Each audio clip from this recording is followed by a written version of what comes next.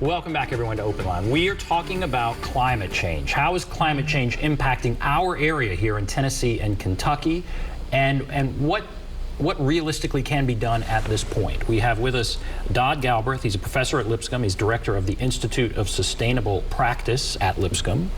And you've been dealing with this for a long time. You're also chair of Metro's Stormwater Management Committee, state board as well. And so we kind of set the table for the discussion. I'm just going to take some calls here. Let's go to Michael, who's been waiting online here. Michael, go right ahead.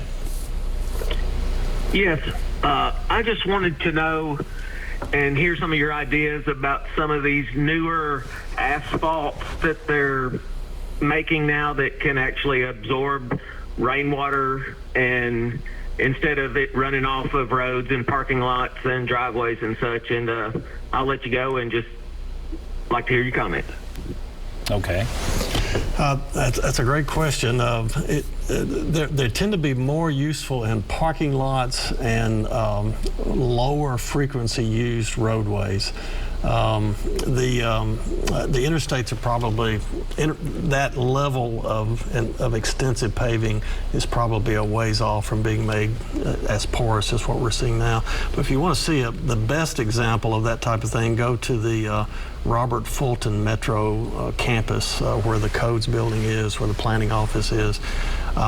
There are preformed concrete pavers there that have little slits cut on the edges.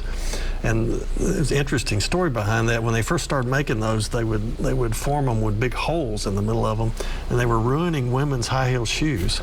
And so they came up with this slit design on all four corners of the brick that allows water to go between the bricks really, really fast without ruining women's high heel shoes. Probably a female engineer that came up with that. And but what's really interesting about this, when Mayor Dean first cut the ribbon for that parking lot, a fire truck came over and dumped 1,000 gallons of water within about 20 feet of where he was standing, and they did that on purpose to show him how fast it would go into the pavement. And so it is possible to do this, and it makes a big difference. It puts the water in the ground instead of on the surface. I want to go back to one of my initial questions and ask it in a different way. Let's say we stopped everything right now, which isn't going to happen, but let's say, you know, all emissions were stopped. Can we stop the increase in temperature? You know, what would that mean for global warming? Yeah, it's global warming is a lot like a great big semi truck that's loaded with all kinds of materials in the trailer of the truck, and it's got a lot of momentum behind it. And in the analogy of today's political world and political climate, even if we stopped everything hard at this point, eliminated the gasoline motor, eliminated the diesel motor, stopped all emissions, that diesel truck would keep moving forward with a certain amount of momentum that can't be stopped because the brakes should have been applied a long time ago. And it's partly due to the fact that that all of those gases that we emitted in previous decades are still up in the atmosphere. Scientists have told us that vegetation has compensated for some of the absorption of CO2 at a lot higher rate than than we thought plants could do in the past. But it's never going to be enough to completely pull down those gases to the level that would stop climate change dead in its tracks. So that's a little disheartening. So we're not going to stop everything. An argument I hear sometimes is, why should the United States act alone? I think what you've been saying is we're leaders and we've done great things and others will follow. Yeah. But what about the fact that China is out there, a huge emitter of all this stuff? You know, what do we do about that? How do we not become disheartened by that? Yeah, it's I don't know, the great Harvard scientist E.O. Wilson was saying that today's climate crisis is the test of the human species. You know, we're one of the youngest species on the planet. Most everything else has been here way longer than we have. And the life forms that couldn't adapt and evolve with threats and risks and changing conditions stopped existing. So this is our challenge, to survive or be greatly curtailed or maybe even disappear. I can't help but think that something is going to intervene to wake up the Chinese, to wake up India, which is another major source of future growth and and current climate emissions. Europe is already experiencing such intense heat waves that it's actually interrupted their train service, their mass transit service, because the iron rails are swelling in the heat, and they can't run their trains across the tracks as safely or as efficiently as they did before.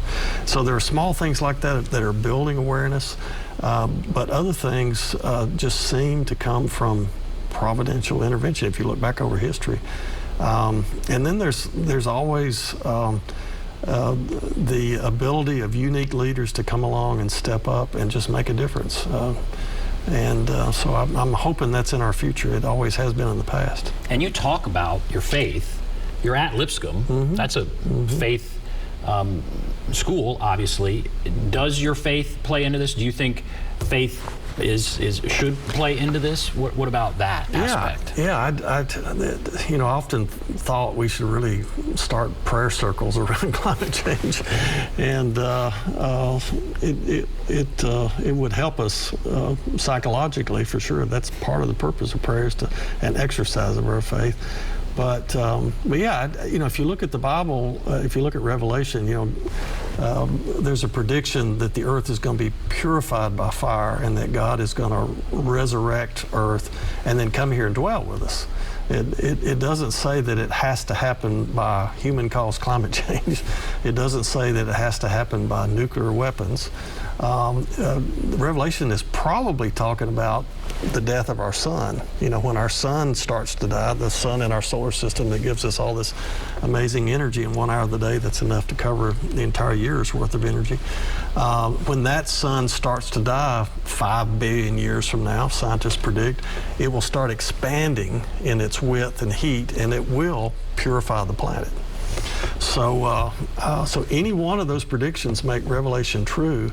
I like the 5 billion year off in the distance prediction, and that requires us to adapt and evolve. Adapt and evolve. We're going to have to take a break, and then I want to talk about cars, where you think we're going. What are some of the current laws that are being passed, and where does that leave us like next year and 5 years from now? Like, when my kid, what are they going to be driving? All right, we'll take a break. Be back right after this.